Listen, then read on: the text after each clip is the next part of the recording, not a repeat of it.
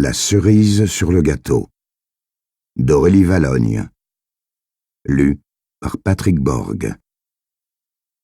Alors qu'il avait passé une très bonne soirée avec son épouse, Bernard ne s'était pas résigné à lui parler de sa mésaventure avec Godard. Une humiliation dans la journée avait suffi. Après s'être lavé les dents, Bernard resta un long moment à s'observer dans le miroir. Il ne s'était pas regardé attentivement depuis très longtemps, et il devait faire un constat imparable. Lui qui avait toujours pensé être le sosie français de Georges Clooney devait bien reconnaître qu'il avait perdu son trait de ressemblance principal. Les cheveux poivre et sel, là, c'était devenu le grand blanc avec ses chaussures noires. Heureusement qu'il avait encore ses sourcils gris foncé. Cela lui donnait un petit air de « jeune connerie ». C'était toujours cela de prix.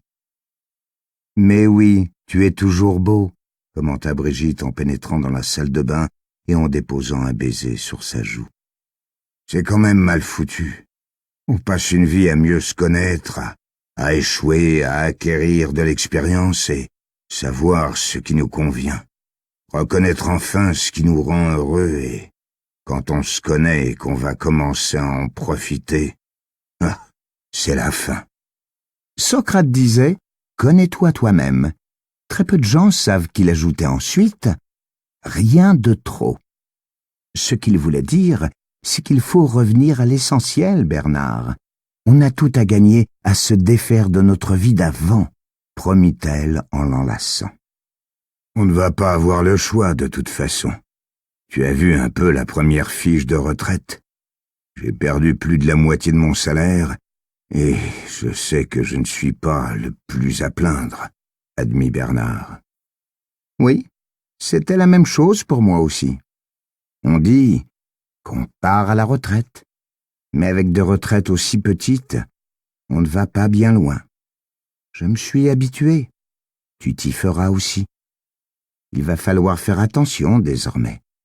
Fini les restos à gogo ou les trucs qu'on s'achète pour se faire plaisir, sans jamais compter ni se demander si on en a vraiment besoin.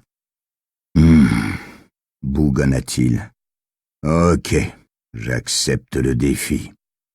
Nouvelle partie de poker. Les cartes sont rebattues, j'ai un 7 et un 2, mais tant pis. Réincarnation dans la même vie, mais pas en citron, s'il vous plaît. Pas envie d'être sauvagement attaqué au couteau, pressé contre mon gré, utilisé au mieux à moitié pour finir oublié dans la porte du frigo.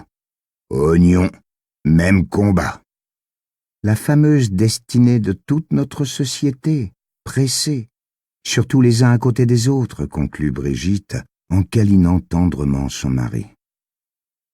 Cela sembla radoucir Bernard, qui la regarda dans les yeux avant de continuer.